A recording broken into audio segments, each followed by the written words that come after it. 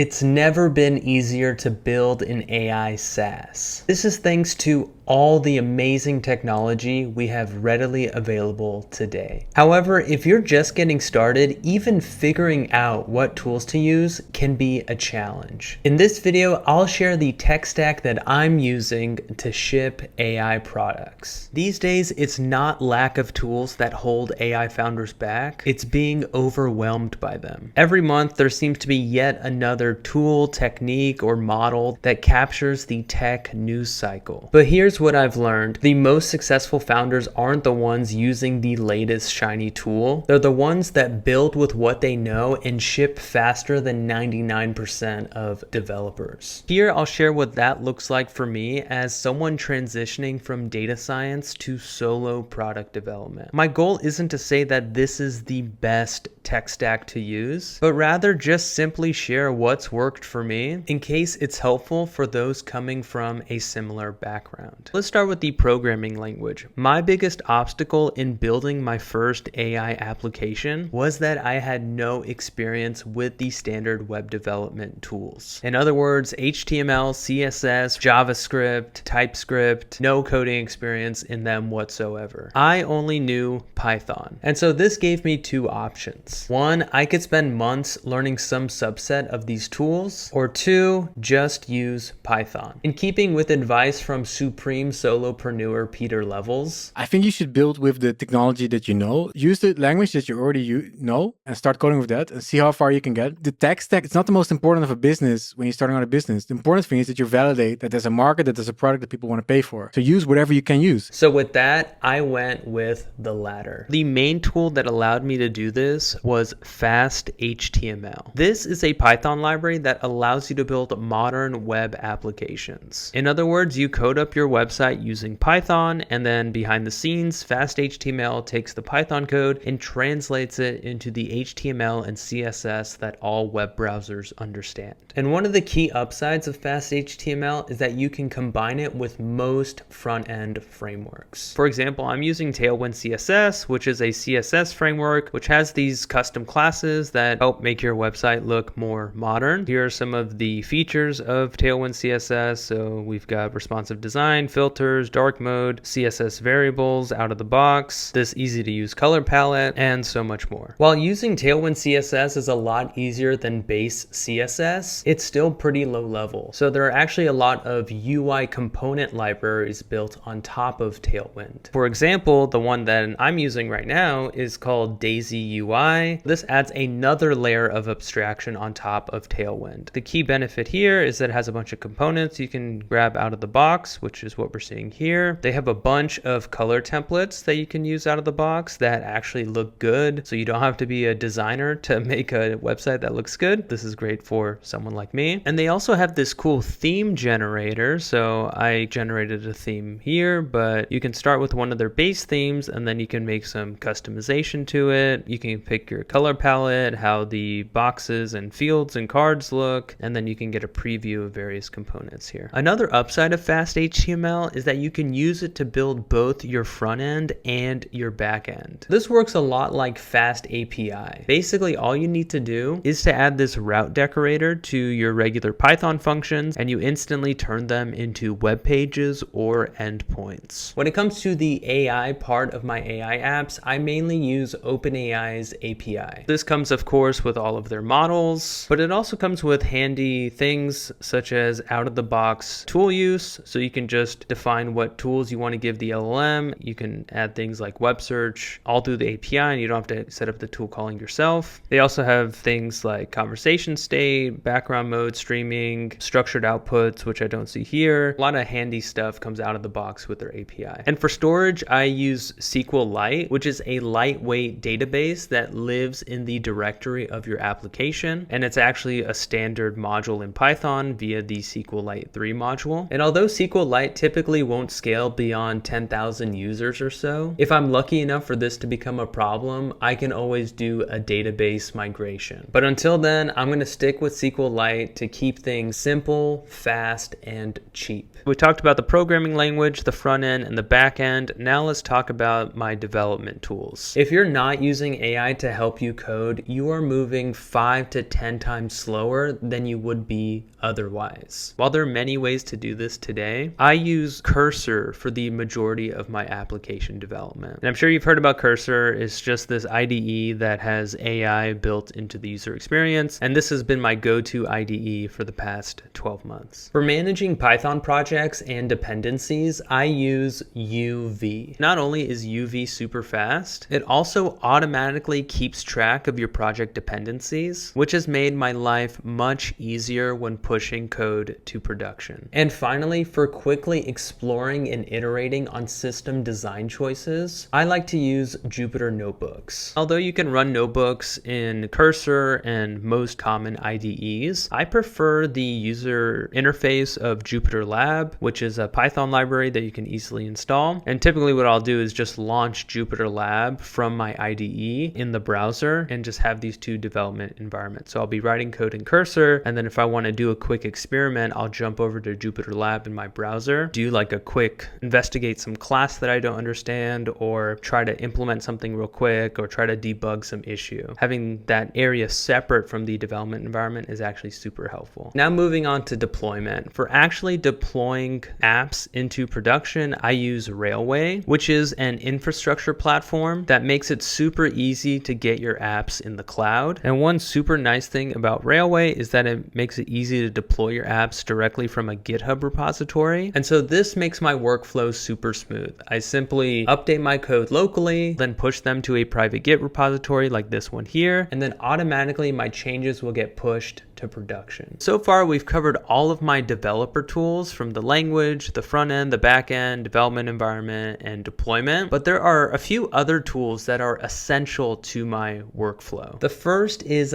Canva. Before writing any code, I do the two following things in Canva. The first is I create a brand template. So I put together things like a color palette, come up with various designs for logos, and I pick fonts. The second thing I do is create mockups for what I want the app to actually look like. Here we have a mockup I created recently for a new app that I'm working on called Ghost. For me, it's much easier to iterate on designs in Canva than trying to do it at the keyboard, especially because I'm pretty new to front-end development. And then what I can do from here is export this image, upload it to an LLM via Cursor, and it's going to come up with a helpful starting point in actually implementing this front end. For some reason, it didn't make it on my list here, but the next tool I use is Cloudflare, and I use this for registering and managing my domains. The great thing about Cloudflare is that they sell you domains at cost, which a lot of platforms don't. They usually have some kind of markup on it. Also, Cloudflare is such a commonly used service. Whenever I want to connect the domain to the actual application, it's a pretty streamlined process. Next, I'm using Kit to manage the waitlist for my new AI app. I was already using this for my personal newsletter, so it made it a pretty natural choice when it came to trying to capture emails and send out blasts, whether it's updates on the product or just general marketing material. For accepting payments and managing subscriptions, I'm using Stripe. Stripe is probably the most popular payment processor I've seen for SaaS founders. Plus, I was already using it for other ventures, so this was also a pretty easy choice for me. Finally, to track how users are interacting with my app, I'm using Google Analytics. This is a free tool, and I've also used this on my past websites. So it allows me to have the analytics for all my sites in one place. So that's my stack. If you have any questions about these tools or even suggestions for me, please drop them in the comments below. And as always, thank you so much for your time, and thanks for watching.